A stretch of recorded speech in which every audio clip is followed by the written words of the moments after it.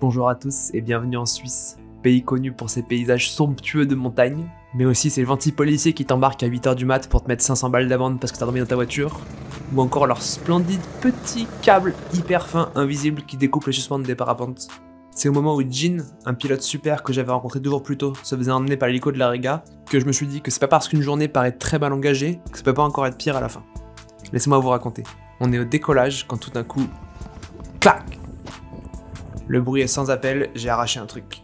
En allant voir de plus près, j'ai pété 2 suspentes de frein à l'arrière. J'étais déjà pas extrêmement en avance, on peut voir dans l'arrière-plan qu'il y a des pilotes qui sont déjà super hauts, et donc j'en profite pour faire une petite réparation express, nœud simple, comme pour lier les cordes d'escalade, et hop, ça roule. Malheureusement, avec des petites sangles d'inéma de 1 mm de diamètre, ça marche pas aussi bien, et le nœud roule sur lui-même et saute. Je finis par renforcer tout ça en faisant des petits nœuds en bout pour que ça se bloque, et hop, deuxième décollage, on y retourne. J'ai réparé ça en moins de 5 minutes, je suis trop content, ça devrait faire. Mais dès que je suis en l'air, je me rends vite compte qu'il y a un petit problème. Au début je pense que c'est juste une petite clé, j'essaye de la défaire, et en prenant le temps de bien comprendre ce qui se passe, je vois que le frein s'enroule autour des suspentes avant, et donc que le parapente n'est presque pas pilotable comme ça. Heureusement il y a un peu des thermiques, et j'arrive juste in extremis à me reposer au décollage officiel d'Engelberg pour réparer tout ça une deuxième fois. Je sais pas trop si j'avais le droit de reposer sans demander autorisation au directeur de la course, mais bon, là c'est une situation un peu d'urgence, j'ai pas eu le temps de faire grand chose. Me voilà posé en sécurité.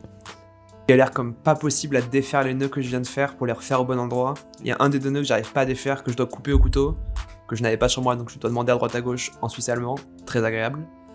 Et ensuite je refais les nœuds aux bons endroits, et là je peux enfin décoller, mais la compétition a déjà commencé, et les premiers pilotes qu'on voit à droite sur la mini-carte ont déjà un quart d'heure d'avance sur moi, car ils ont pu faire le premier aller-retour de la compète.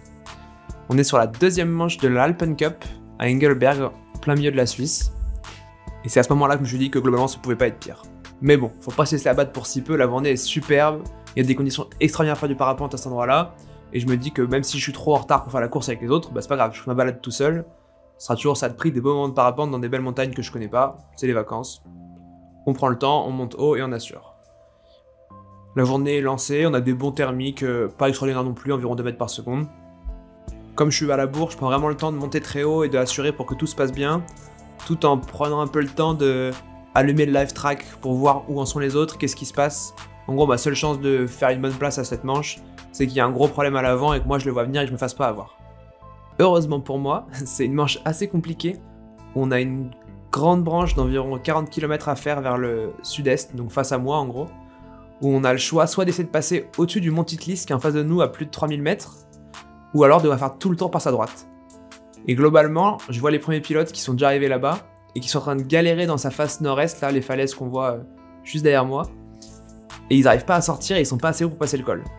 Et donc je me dis qu'il y a peut-être un truc à jouer, en essayant d'aller le plus haut possible sur cette montagne et sur la crête suivante, pour ensuite basculer directement derrière le col, et aller dans les faces sud-est qui sont une véritable autoroute jusqu'à la balise suivante, plutôt que de devoir galérer et ramer en faisant tout le tour dans les faces nord-est un peu à l'ombre.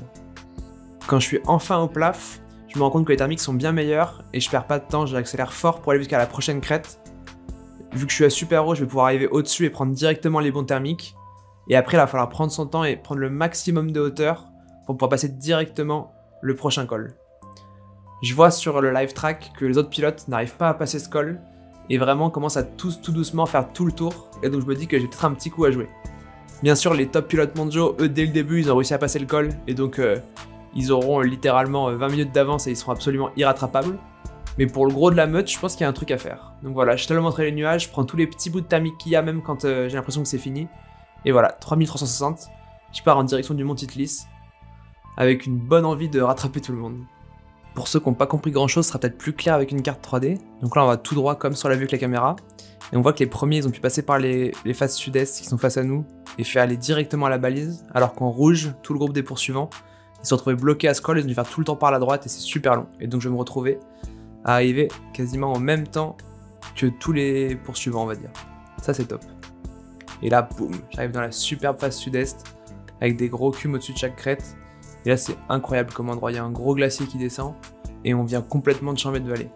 Par contre c'est pas une vallée très vénéreuse en thermique pour l'instant. Je m'attendais à retrouver des trucs fumants dans la face et en fait vu qu'en bas il y a que de la neige, il y a juste les falaises qu'on chauffait, ça fait pas énorme de thermique. Par contre plus on avance, plus en dessous de nous on a des vraies faces et des vrais collecteurs plus en haut les thermiques qui deviennent vraiment puissants et bons. Bon, il y a un peu de brise dans cette vallée quand même aussi, donc ça rend le début pas très agréable. Mais dès qu'on se sort au-dessus des crêtes, ça va devenir vraiment top. Et donc je m'accroche un peu, et une fois qu'on est haut, boum, 3 mètres, 4 mètres intégrés. Excellent. Quand on voit tous ces paysages de dingue, on aurait presque envie d'en ramener un petit bout à la maison. Et c'est exactement ce que vous propose Anne, avec ses dessins sublimes à l'encre de Chine. Elle commence à avoir fait une bonne partie des sommets mythiques des Alpes, donc si vous voulez donner un peu de peps à votre salon, vous faire un cadeau de Noël un peu authentique, je vous mets le lien de son site en description. Site que j'ai d'ailleurs réalisé moi-même sans rien y connaître, donc soyez pas trop dur avec moi s'il reste quelques bugs. Après cette petite page de pub, on retourne dans notre thermique à plus 4,5 intégré, c'est parti. Énorme thermique bien entendu, que je ne lâche pas. Et après, une fois que je suis en haut, je me rends compte qu'en fait devant moi il y a une énorme rue de cum, et que même en accélérant à fond, je risque de me faire choper dedans. Donc là, même si ça monte, je lâche rien, le but c'est juste d'aller le plus vite possible à bloc vers la balise qui est droit devant moi.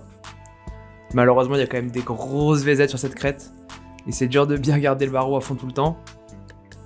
Et le problème aussi, c'est qu'on était super haut parce que les montagnes étaient hautes, et au fur et à mesure qu'on s'éloigne du centre des montagnes et qu'on se rapproche plus de la vallée, la masse d'air est de plus en plus humide, et ça condense sous moi en fait. Donc je suis un peu obligé de faire des détours pour pas me faire manger dans les nuages. Et là, malheureusement, je contourne du mauvais côté. Il y avait un peu de sud-ouest ce jour-là, donc je me trouve sous le vent, et ça dégueule fort, et du coup, je plane pas très bien pour aller jusqu'à la crête suivante, c'est dommage. Je pense que si j'étais resté, on va dire, au vent de la montagne, ça aurait bien mieux plané, j'aurais pu arriver beaucoup plus haut sur la suite. Bon, une fois qu'on a quitté la zone de dégueulante, ça replane de façon assez normale. Et là, on se refait gober à ras le nuage, c'est assez incroyable comme glide, là, depuis tout à l'heure, je vais tout droit quand même. J'avance un petit peu au-dessus de la vallée pour faire la balise, et après demi-tour, le but c'est de rentrer. Je prends quelques instants pour faire un petit point sur la carte, voir par où sont passés les premiers, où ils en sont, et où sont le groupe de poursuivants.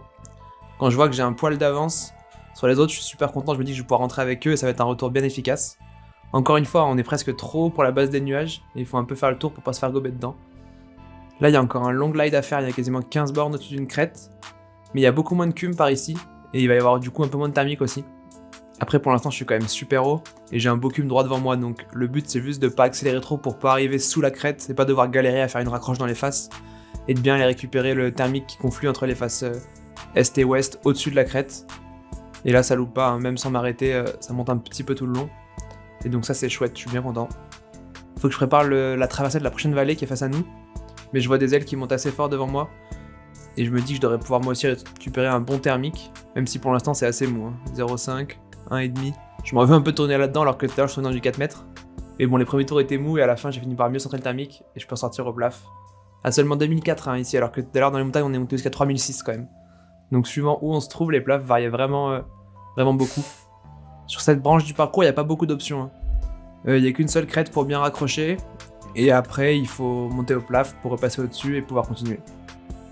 Là il y a quand même pas mal de choix sur la quantité d'accélérateur à mettre. Je sens qu'il n'y a plus aucun cum devant nous, et donc ça s'annonce pas très bon pour les thermiques.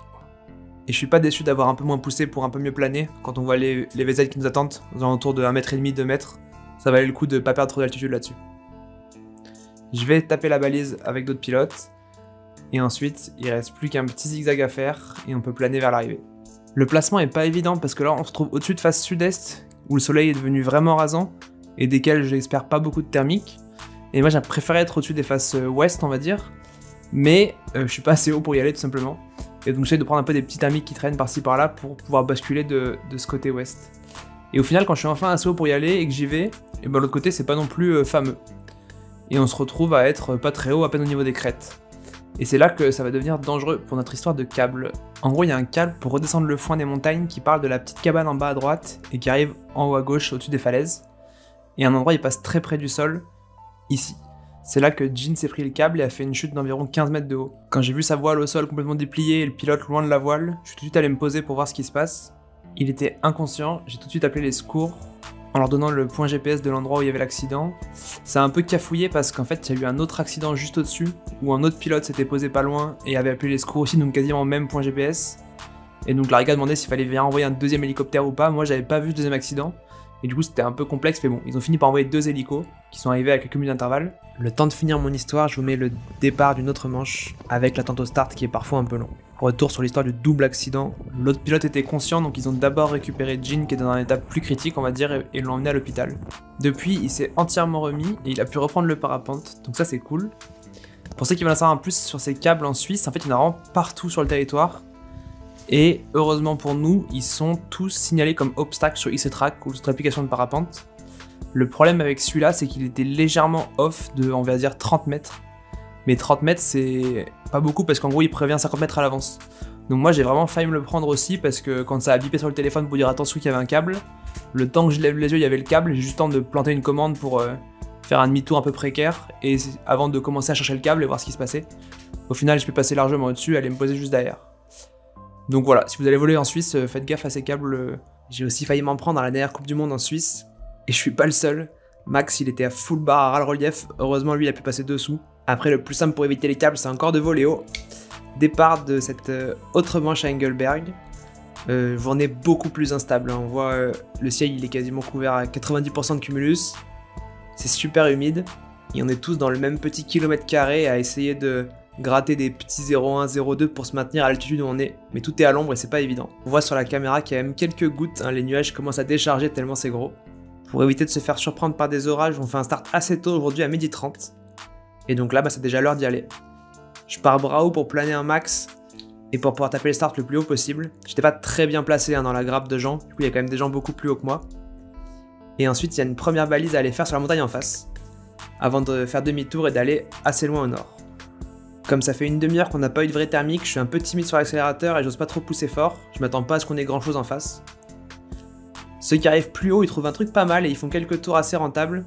Moi c'est du 1 mètre ou moins, du coup je reste pas longtemps et je me rentre vite. J'espère trouver plus en face, là où c'est repassé au soleil, au-dessus d'Engelberg. Je rentre les bras dans ma petite Cannibal Race pour essayer de limiter un peu les traînées, et on attend tranquillement la raccroche. Là je suis plus confiant, je suis accéléré aux 2 tiers, je sens qu'on va taper quelque chose de bien. Malheureusement dans la forêt, c'est pas si bon que ça. Pour l'instant je trouve pas grand chose. Juste là un peu sous le vent ça déclenche, du coup j'essaie de monter pour essayer de raccrocher le cheminement en haut. Malheureusement derrière ceux qui sont arrivés plus haut ils ont trouvé des meilleurs trucs.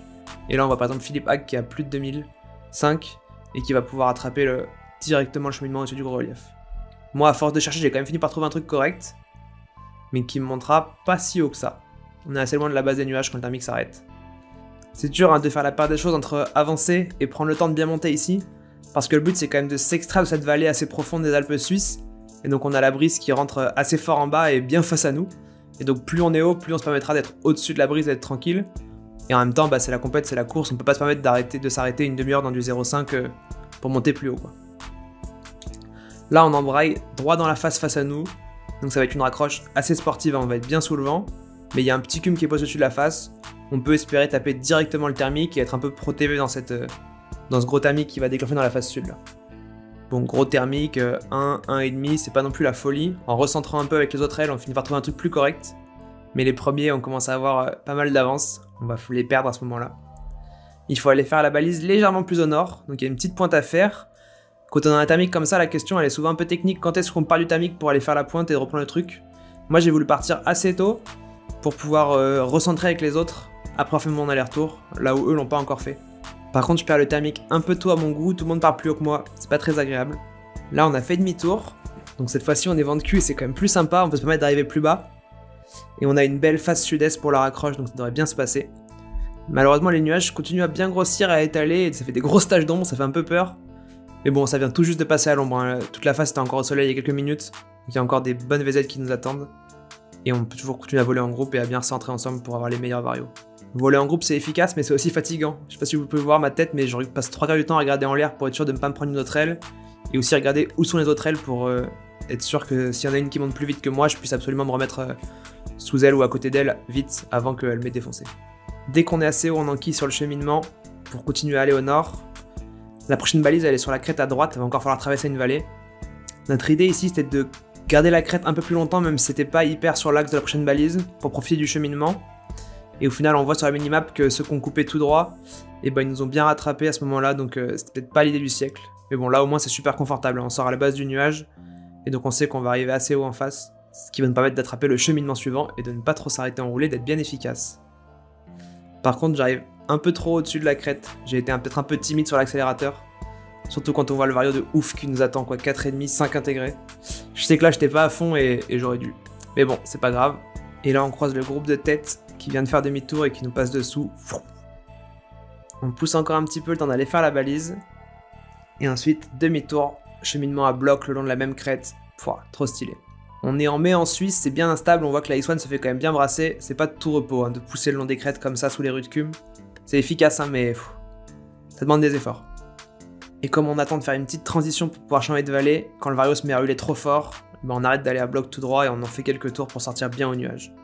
Chacun fait sa petite ligne, là c'est rigolo. Au final, ça revient à peu près au même. On se retrouve accroché sur l'épaule, un peu face à la brise, quand tout repasse à l'ombre encore une fois. Une journée difficile, hein, avec toutes ces tâches d'ombre qui font que aller et venir. Ça fait mal au mental, hein, d'essayer de te dire allez vas-y on garde le rythme alors qu'en face de toi il y a 10 km² qui sont complètement à l'ombre. On commence à s'approcher de la fin de la manche, il reste plus qu'à aller faire un petit point au nord face à nous, et après c'est demi-tour à fond poussé par la brise jusqu'au goal à Engelberg. Là l'idée c'est de faire le moins de tours thermiques possible pour réussir à rentrer au goal. Comme on trouve plus grand chose, et ben je me calme un peu sur l'accélérateur.